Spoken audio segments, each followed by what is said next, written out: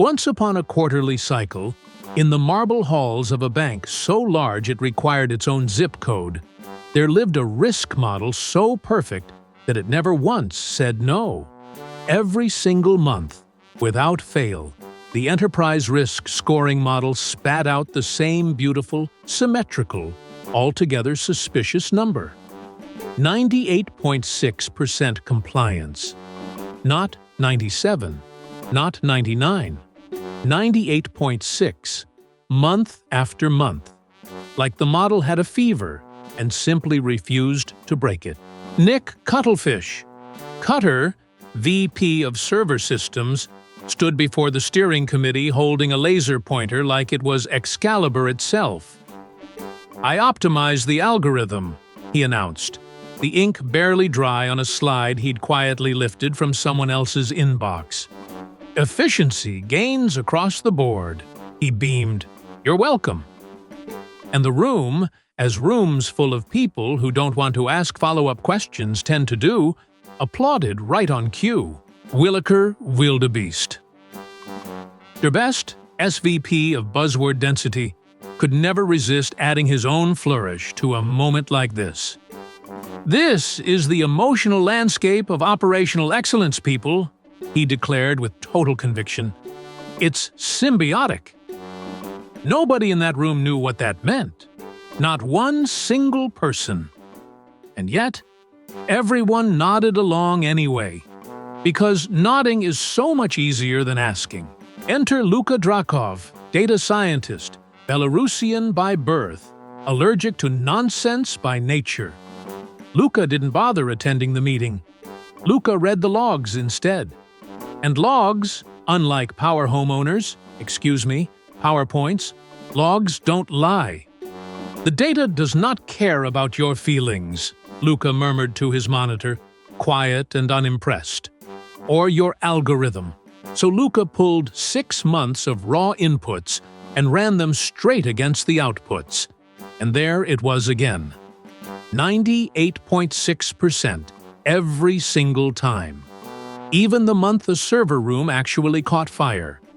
Even the month someone accidentally uploaded the entirely wrong data set, a spreadsheet of cafeteria lunch orders.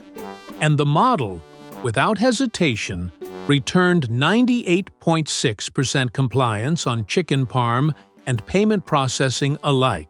Luka picked up the phone and called Demetrius Hedgie, the coolest cat in business continuity, a man who had personally lived through enough disaster recovery drills to know the exact smell of a cover-up. "Demetrius," Luka said, "I found a number that survives a fire, a flood, and a lunch order. This isn't a model. This is a miracle. Or a crime." Demetrius exhaled slowly, like a man who had absolutely seen this movie before.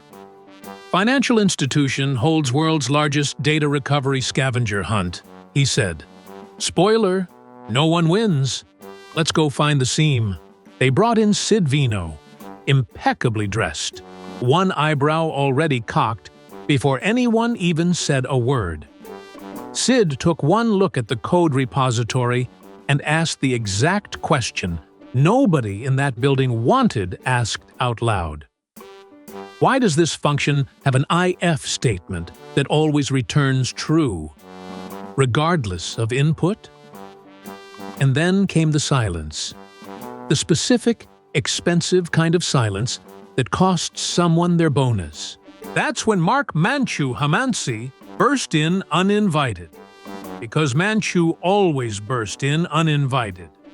Arms already mid-gesture like he was conducting a Broadway orchestra nobody had hired him for.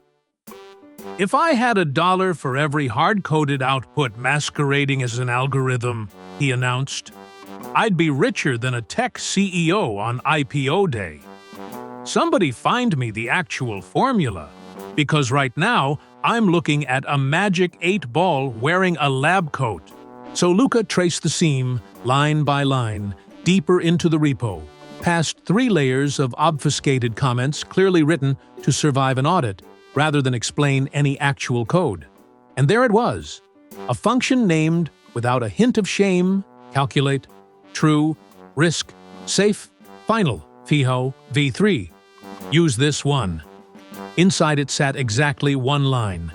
Return 98.6. Someone on Cutter's team, staring down a bonus review with real risk numbers trending ugly, had simply told the model to stop telling the truth. And when confronted, Cutter didn't flinch. Cuttlefish never do. They just change color. Why bother to do what someone else can do for me?